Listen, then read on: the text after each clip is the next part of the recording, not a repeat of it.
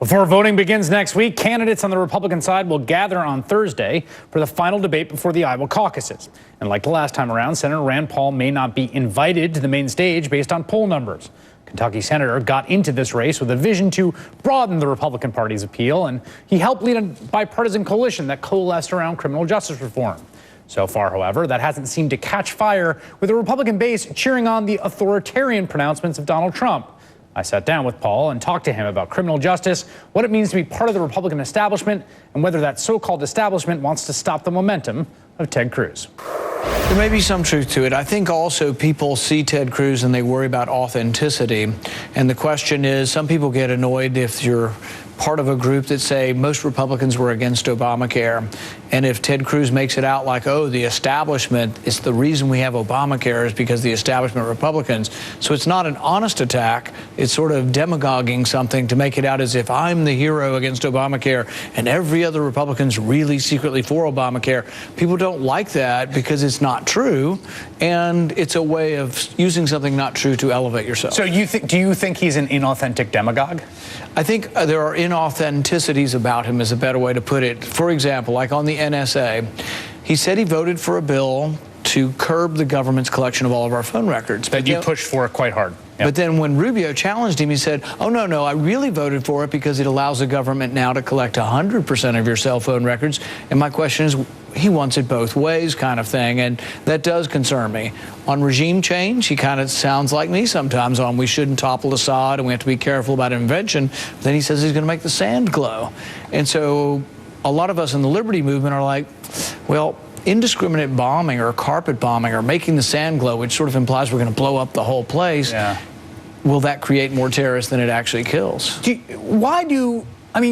a colleague of yours, and you've worked with him, and there's all this sort of raft of articles about basically people's contempt for the guy, how much they hate the guy. I mean, what is your feeling personally about Ted Cruz as a fellow human being and a colleague?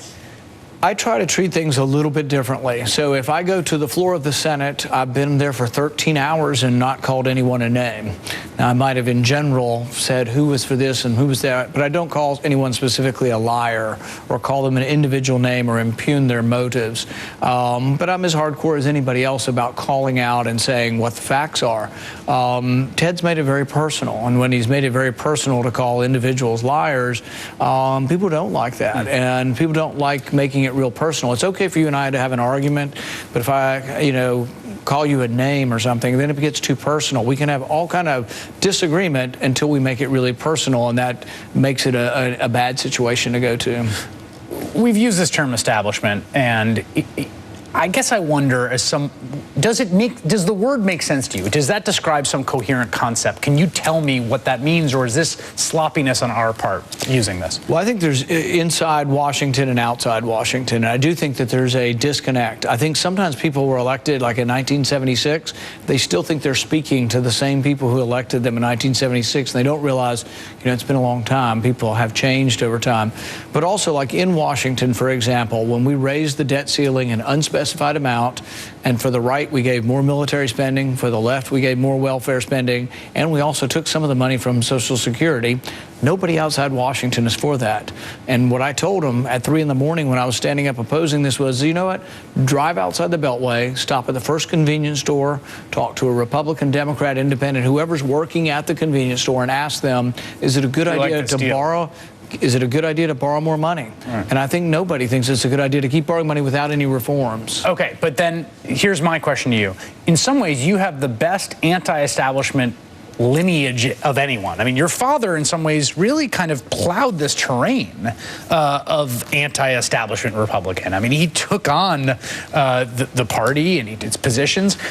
Did you end up getting your identity too enmeshed in the establishment? Has that been a problem for you? I don't think so, not really. I think what has made this race an unusual race is that it's been shaped a lot by celebrity. I don't think we've ever had a race where one candidate got 25 times what all the rest of the candidates got combined.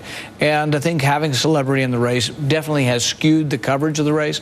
And then I think we've been led by polls. I think the media early on said, oh, there's too many candidates. We couldn't possibly cover this many candidates. So we're going to How do we cover winnow? whoever the polling tells us they should cover.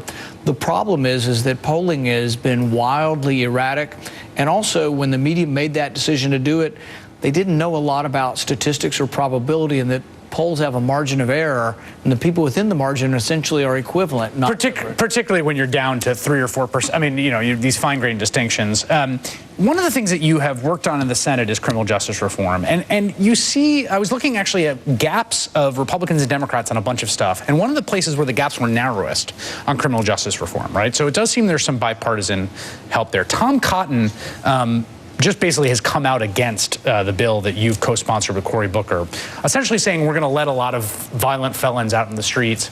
We're the party of law and order, and really channeling a kind of politics about law and order that was really the mainstream of both parties for a very long time, particularly the Republican Party. Does that still have teeth? I think he's making a mistake here, because I think the country's moving in the other direction. A lot of us believe in second chances. When I saw Peyton Manning giving the ball to Demaryius Thomas and saying, "This is for your mom," I had a great deal of sympathy for his mom. She's been in jail for 15 years for a nonviolent crime. I don't mean what she was doing was correct or right, but the thing is 15 years is a long time for a nonviolent crime. His grandmother's in jail for 2 life sentences, 40 years apiece. The minimum she can get out is 40 years for dealing drugs, and yet you can shoot somebody in Kentucky and be eligible for parole in 12 years. So then my question to you is, do you make that case when you're in a town hall in Iowa among Republicans? Do you talk about that, and what is the reception of that? And is this something that people are going to vote for that are in your base? We'll see. I've been ending my speech with the story of Khalif Browder, who committed suicide after being kept in prison for 3 years with no trial. 2 years in solitary confinement. Here in New York. Yeah, and it's a very emotional story, and I think it should unite all of us to say this shouldn't happen anymore. And in the bill I have with Cory Booker, we try to get rid of, and this was Cory's idea, really, to get rid of solitary confinement for juveniles. I think it's a great idea. Well, if there's one thing I would hope America could come together and agree on, it's getting rid of solitary confinement for juveniles. Senator Rand Paul of Kentucky, great pleasure. Thank you very much. Thank you.